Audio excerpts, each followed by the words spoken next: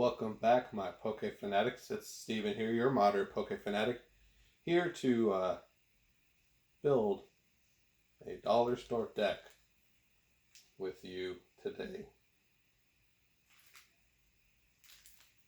So, like I said, we're going to be building a deck almost pre-release style, but we're going to use 13 dollar store packs. From what I remember, theme decks usually run about $12.99, at least at Target. If they're on sale because they're reduced, it's 10. So we're just going to stick to the normal price of $12.99. So we're going to open 13 packs, see what we get. Keep in mind, they are all Rebel Clash. So we're going to be working strictly with Rebel Clash because that's kind of what they had at the dollar store. If we had more, we could mix them, but then the stage evolutionary lines kind of get messed up. So let's jump on down to the bottom cam. Let's check out what we got. So first, let's sort these out. Rillaboom, Cinderace, Inteleon, Toxtricity. So by the looks of it, we have 3 Inteleon, 3 Cinderace, 5 Rillabooms, and 2 Toxtricities.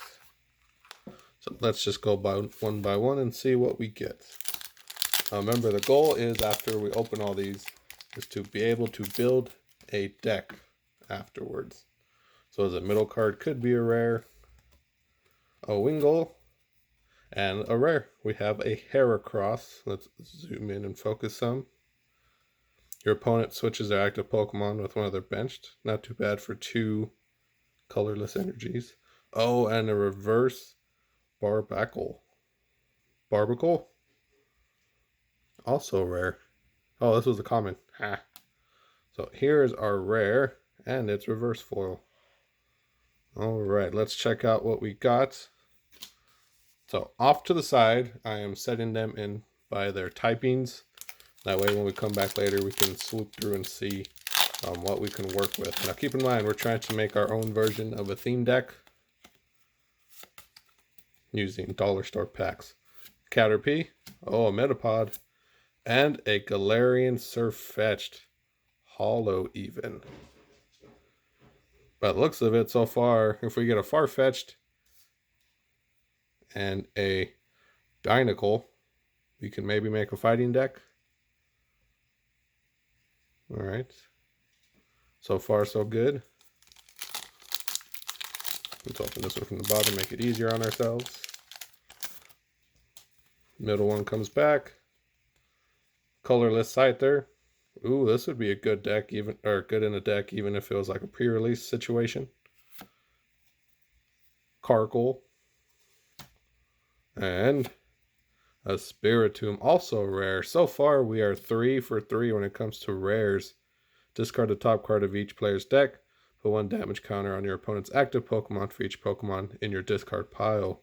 Ooh, this would be killer in Mad Party. Just as backup.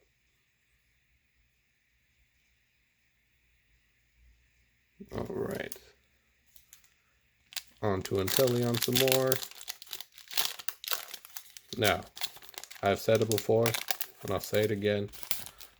My luck with dollar store packs is usually really, really good. So in this pack, we have a Galarian Darumaka, a Palossand, and a Butterfree. Also, a rare. Burned, confused, and poisoned. I was going to make a new word, conpoisoned, or confoisoned. We do have that evolutionary tree. We do have a Caterpie and a Metapod. So this is definitely in the running if we can't get any of our fighting Pokemon out. Middle to the back. Another Wingull. An Electrode. And a Natu. Me first to draw 1. That's not bad in case you need to run through and try and find some cards early on in the game. Since it's colorless, you can actually put it in any style deck. Use a scoop up neck to get it before it gets knocked out. In case it's like a turn 2 kind of thing, and you make it to your next turn. Hey, a roly-poly. We can use Carkol here pretty soon. One to the back. Roly-poly. Ooh, an energy. And an Applin. So far, one thing is we haven't gotten any trainers. So that would be very unfortunate to go through this without any trainers. Middle to the back. Hatenna. A steel energy and a reverse foil Growlithe. That's cool. Welcome, Growlithe. Yeah, without trainers, this deck would definitely be not good, and that's where that Natu would come into play. Its attack would essentially act as a trainer. Snover, fighting energy, and a Pidove. Ooh. Search your deck for up to 2 Pokemon with fighting resistance, reveal them, and put them into your hand. So if we got more birds, what else is resistant to psychic? So far, all I can think of is birds, not psychic fighting. Let's hope for some trainers, because we need them bad. No, they're not two. To me, that's a trainer. So Natu's definitely going in. Oh, a Capacious Bucket. Hopefully we get some water types to use besides Wingull. Oh, and a reverse foil boss's orders. We asked for trainers and we got 2 in the same pack. One of them being extremely beneficial. Alright, let's go ahead and leave that there because we know we're going to need him. Sorry if it's going to be out of focus. You know what? Let's just move him to the side. So far, I am leaning towards a grass deck. But we'll see. Just because the Butterfree's lineage is complete. Milcery, healed 10 damage from each of your Pokemon. Also could act as a trainer. A fighting energy. And a Galarian Farfetch'd. If you remember from the beginning. Maybe grass fighting. Focus on a Butterfree and Galarian Farfetch'd. Wouldn't be a bad idea.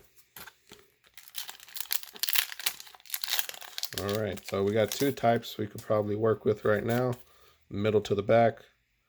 Litwick. What is that? Heliolisk.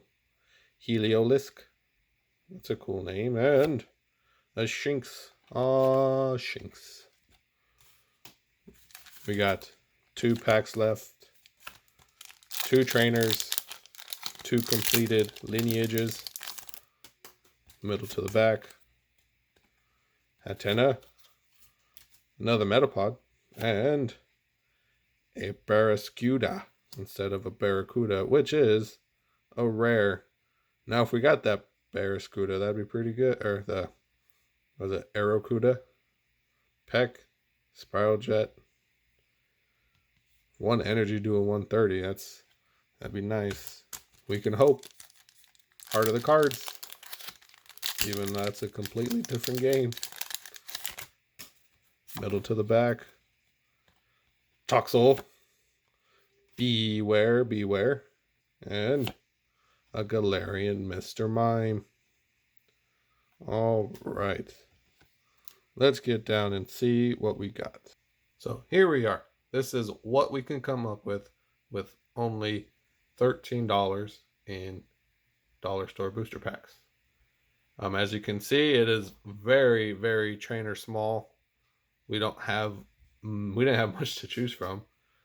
But I think we could make it work competitively. Like if you went to a tournament, this is something I wouldn't go with. But if you're just starting out and you're trying to figure out how Pokemon works, this is definitely something that you can do just to practice. Or you can even use these booster packs to build up a theme deck. But let's just introduce what we got working for us so far. So over here on the far side, we have our Caterpie, Metapod, and Butterfree. Now, if you didn't know, their ability for Caterpie and Metapod are actually very beneficial.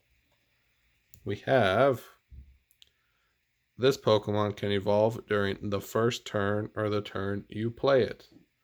So say you put Caterpie down and you have Metapod in your hand, you could put Metapod directly on the Caterpie already. And same thing with the Metapod. If you have the Metapod onto the Caterpie and you have Butterfree in your hand, you can now get Butterfree technically in turn 1. If you had all 3, and let's see why we chose Butterfree. 1 Leaf Energy does 30 damage with Panic Poison, and your opponent's active Pokemon is now Burn, Confused, and Poisoned.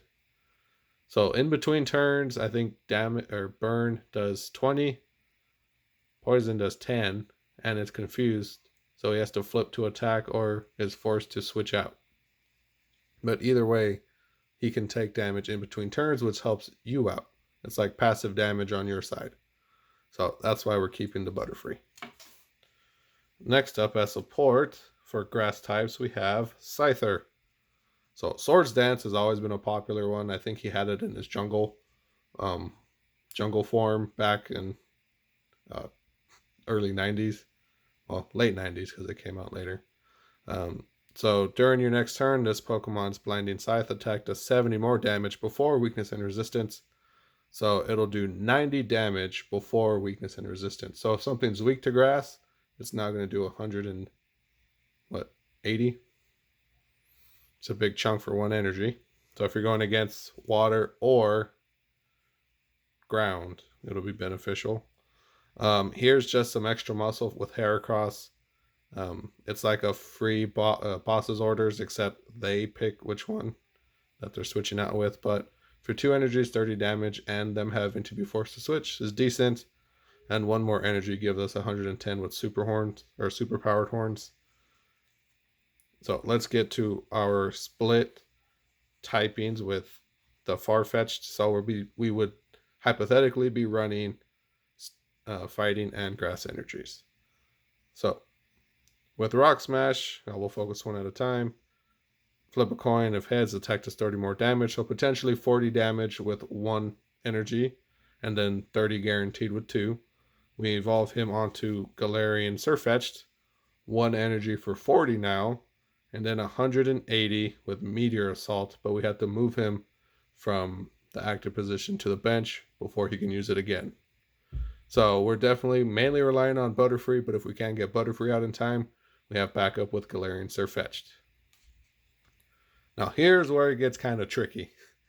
Like I said, and you saw in the pools, we only had 2 trainers, one of them being for water energies, which we're not going to run. So we're going to use these colorless attacks as our trainers. So Hatenna, our Find a Friend, here's put the camera down for a second. Alright, so Hatenna, we have